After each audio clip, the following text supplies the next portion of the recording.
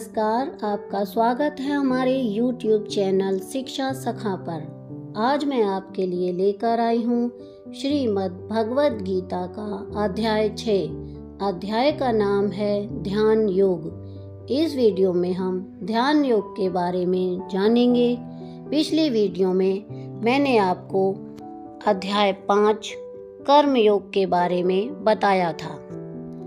अगर आप मेरे चैनल पर नए हैं और अभी तक आपने मेरे चैनल को सब्सक्राइब नहीं किया है तो सब्सक्राइब कर लें और बेल आइकन को ज़रूर दबाएं। मैंने अपने चैनल की प्लेलिस्ट में श्रीमद् भगवद गीता से संबंधित कई वीडियो डाली हुई हैं। अगर आप उन्हें देखना चाहते हैं तो मेरे चैनल की प्लेलिस्ट में जाकर उन्हें देख सकते हैं।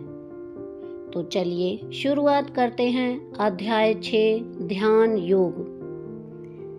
श्री भगवान बोले, जो पुरुष कर्म फल का आश्रय न लेकर करने योग्य कर्म करता है वह सन्यासी तथा योगी है, और केवल अग्नि का त्याग करने वाला सन्यासी नहीं है तथा केवल क्रियाओं का त्याग करने वाला योगी नहीं है।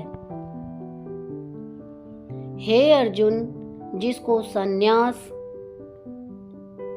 ऐसा कहते हैं उसी को तू योग जान, क्योंकि संकल्पों का त्याग न करने वाला कोई भी पुरुष योगी नहीं होता। योग में आरूढ़ होने की इच्छा वाले मननशील पुरुष के लिए योग की प्राप्ति में निष्काम भाव से कर्म करना ही हेतु कहा जाता है, और योगारूढ़ हो जाने पर उस योगारूढ़ पुरुष का जो सर्व संकल्पों का अभाव है वही कल्याण में हेतु कहा जाता है। जिस काल में न तो इंद्रियों के भोगों में और न कर्मों में आसक्त होता है, उस काल में सर्व संकल्पों का त्यागी पुरुष योगारूढ़ कहा जाता है। अपने द्वारा अपना संसार समुद्र से उद्धार करे और अपने को अधोगति में न डाले, क्योंकि यह मनुष्य आप ही तो अपना मित्र है और आप ही अपना शत्रु है। जिस जीवात्मा द्वारा मन और इंद्रियों सहित शरीर जीता हुआ है, उस जीवात्मा का तो वह आप ही मित्र है, और जिसके द्वारा मन तथा इंद्रियों सहित शरीर नहीं जीता गया है, उसके लिए वह आप ही शत्रु के सदृश शत्रुता में बरतता है। सर्दी, गर्मी और सुख दुख आदि में तथा मान और अपमान में जिसके अंतःकरण की वृत्तियां भली भांति शांत हैं, ऐसे स्वाधीन आत्मा वाले पुरुष के ज्ञान में सच्चिदानंद घन परमात्मा सम्यक प्रकार से स्थित है, अर्थात उसके ज्ञान में परमात्मा के सिवा अन्य कुछ है ही नहीं। जिसका अंतःकरण ज्ञान विज्ञान से तृप्त है, जिसकी स्थिति विकार रहित है, जिसकी इंद्रियां भली भांति जीती हुई हैं और जिसके लिए मिट्टी पत्थर और सुवर्ण समान है, वह योगी युक्त अर्थात भगवत प्राप्त है, ऐसा कहा जाता है। सूर्योदय, मित्र, वैरी, उदासीन, मध्यस्थ, द्वेष्य और बंधुगणों में, धर्मात्माओं में और पापियों में भी समान भाव रखने वाला अत्यंत श्रेष्ठ है। मन और इंद्रियों सहित शरीर को वश में रखने वाला, आशा रहित और संग्रह रहित योगी अकेला ही एकांत स्थान में स्थित होकर आत्मा को निरंतर परमात्मा में लगाए। शुद्ध भूमि में जिसके ऊपर क्रमशः कुशा, मृगछाला और वस्त्र बिछे हैं, जो न बहुत ऊंचा है और न बहुत नीचा। ऐसे अपने आसन को स्थिर स्थापन करके उस आसन पर बैठकर चित्त और इंद्रियों की क्रियाओं को वश में रखते हुए मन को एकाग्र करके अंतःकरण की शुद्धि के लिए योग का अभ्यास करें। काया, सिर और गले को समान एवं अचल धारण करके और स्थिर करके अपनी नासिका के अग्रभाग पर दृष्टि जमाकर अन्य दिशाओं को न देखता हुआ ब्रह्मचारी के व्रत में स्थित भय रहित तथा भली भांति शांत अंतःकरण वाला सावधान योगी मन को रोक कर मुझ में चित्त वाला और मेरे परायण होकर स्थित होए। वश में किए हुए मन वाला योगी इस प्रकार आत्मा को निरंतर मुझ परमेश्वर के स्वरूप में लगाता हुआ मुझ में रहने वाली परमानंद की पराकाष्ठा रूप शांति को प्राप्त होता है। हे अर्जुन, यह योग न तो बहुत खाने वाले का, न बिल्कुल खाने वाले का, न बहुत शयन करने वाले स्वभाव वाले का, न सदा जागने वाले का ही सिद्ध होता है। दुखों का नाश करने वाला योग तो यथा योग्य आहार विहार करने वाले का, कर्मों में यथा योग्य चेष्टा करने वाले का और यथा योग्य सोने तथा जागने वाले का ही सिद्ध होता है।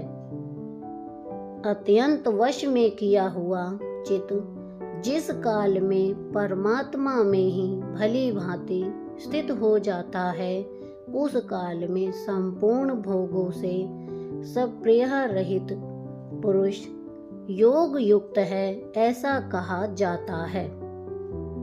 जिस प्रकार वायु रहित स्थान में दीपक स्वयं चलायमान नहीं होता, वैसे ही उपमा परमात्मा के ध्यान में लगे हुए योगी के जीते हुए चित्त की कही गई है।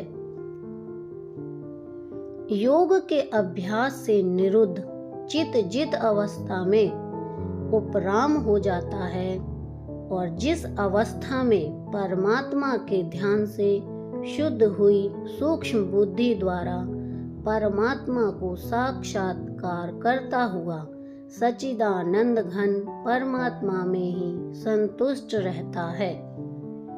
इंद्रियों से अतीत केवल शुद्ध हुई सूक्ष्म बुद्धि द्वारा ग्रहण करने योग्य जो अनंत आनंद है, उसको जिस अवस्था में अनुभव करता है और जिस अवस्था में स्थित यह योगी परमात्मा के स्वरूप से विचलित होता ही नहीं, परमात्मा की प्राप्ति रूप जिस लाभ को प्राप्त होकर उसे अधिक दूसरा कुछ भी लाभ नहीं मानता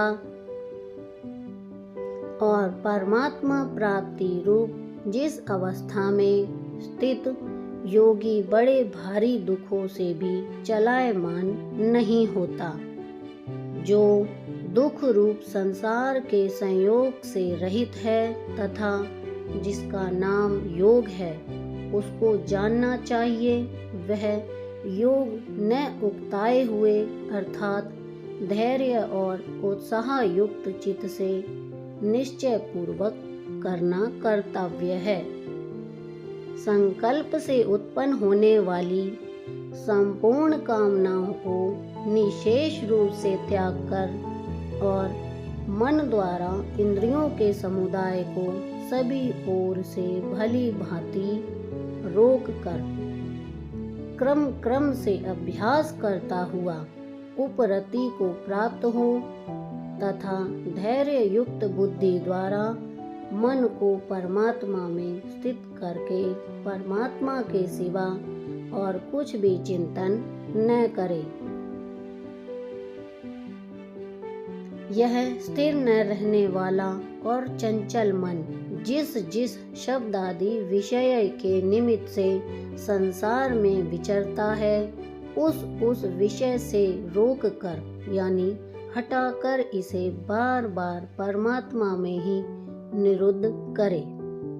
क्योंकि जिसका मन भली प्रकार शांत है, जो पाप से रहित है और जिसका रजोगुण शांत हो गया है, ऐसे इस सच्चिदानंद घन ब्रह्म के साथ एक ही भाव हुए योगी को उत्तम आनंद प्राप्त होता है। वह पाप रहित योगी इस प्रकार निरंतर आत्मा को परमात्मा में लगाता हुआ सुख पूर्वक पर ब्रह्म परमात्मा की प्राप्ति रूप अनंत आनंद का अनुभव करता है। सर्वव्यापी अनंत चेतन में एक ही भाव से स्थिति रूप योग से युक्त आत्मा वाला तथा सब में समभाव से देखने वाला योगी आत्मा को संपूर्ण भूतों में स्थित और संपूर्ण भूतों को आत्मा में कल्पित देखता है। जो पुरुष संपूर्ण भूतों में सबके आत्मरूप मुझ वासुदेव को ही व्यापक देखता है और संपूर्ण भूतों को मुझ वासुदेव के अंतर्गत देखता है, उसके लिए मैं अदृश्य नहीं होता और वह मेरे लिए अदृश्य नहीं होता। जो पुरुष एक ही भाव में स्थित होकर संपूर्ण भूतों में आत्म रूप से स्थित मुझ सच्चिदानंद घन वासुदेव को भजता है, वह योगी सब प्रकार से बरतता हुआ भी मुझ में ही बरतता है। हे अर्जुन, जो योगी अपनी भांति संपूर्ण भूतों में सम देखता है और सुख अथवा दुख को भी सब में सम देखता है, वह योगी परम श्रेष्ठ माना गया है। अर्जुन बोले, हे मधुसूदन, जो यह योग आपने समभाव से कहा है, मन के चंचल होने से मैं इसकी नित्य स्थिति को नहीं देखता हूँ, क्योंकि हे श्री कृष्ण, यह मन बड़ा चंचल प्रमथन स्वभाव वाला बड़ा दृढ़ और बलवान है। इसलिए उसको वश में करना मैं वायु को रोकने की भांति अत्यंत दुष्कर मानता हूँ। श्री भगवान बोले, हे महाबाहो, निसंदेह मन चंचल और कठिनता से वश में होने वाला है, परंतु हे कुंती पुत्र अर्जुन, यह अभ्यास और वैराग्य से वश में होता है। जिसका वन वश में किया हुआ नहीं है, ऐसे पुरुष द्वारा योग दुष्प्राप्य है और वश में किए हुए मन वाले प्रयत्नशील पुरुष द्वारा साधक से उसका प्राप्त होना सहज है। यह मेरा मत है।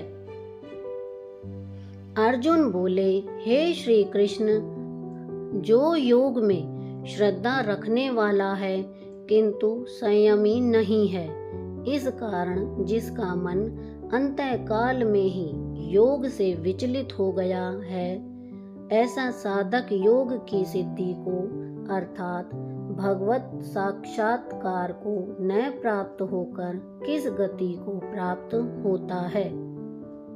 हे महाबाहो, क्या वह भगवत प्राप्ति के मार्ग में मोहित और आश्रय रहित पुरुष छिन्न भिन्न बादल की भांति दोनों ओर से भ्रष्ट होकर नष्ट तो नहीं हो जाता? हे श्री कृष्ण, मेरे इस संशय को संपूर्ण रूप से छेदन करने के लिए आप ही योग्य हैं, क्योंकि आपके सिवा दूसरा इस संशय का छेदन करने वाला मिलना असंभव है।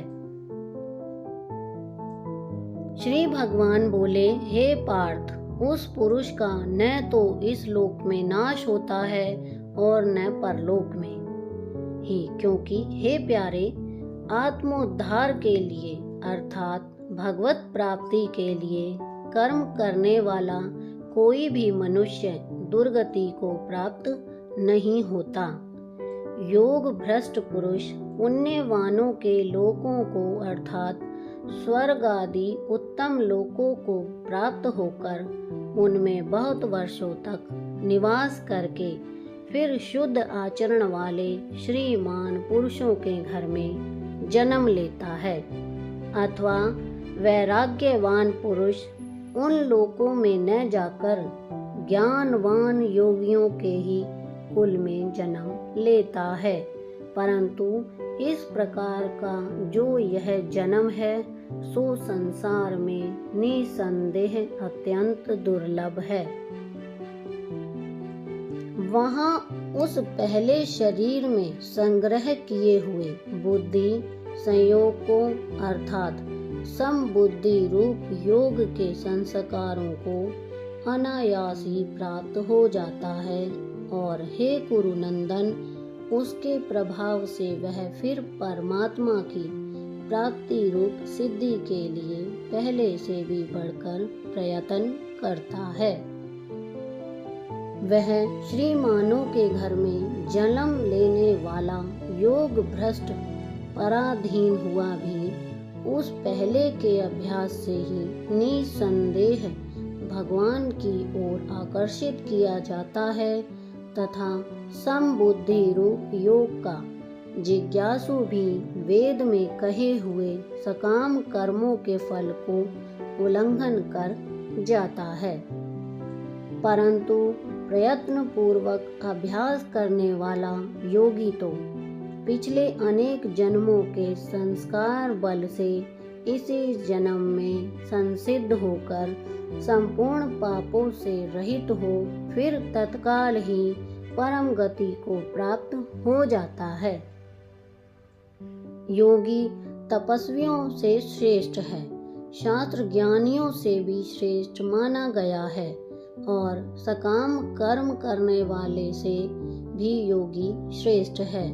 इससे हे अर्जुन, तू योगी हो। संपूर्ण योगियों में भी जो श्रद्धावान योगी मुझ में लगे हुए अंतरात्मा से मुझको निरंतर भजता है, वह योगी मुझे परम श्रेष्ठ मान्य है। तो यहाँ पर हमारा श्रीमद् भगवद गीता का अध्याय 6 ध्यान योग पूरा हुआ। अगली वीडियो में मैं आपको अध्याय 7 भगवद ज्ञान के बारे में बताऊंगी। आपको मेरी ये वीडियो कैसी लगी मुझे कमेंट करके ज़रूर बताएं।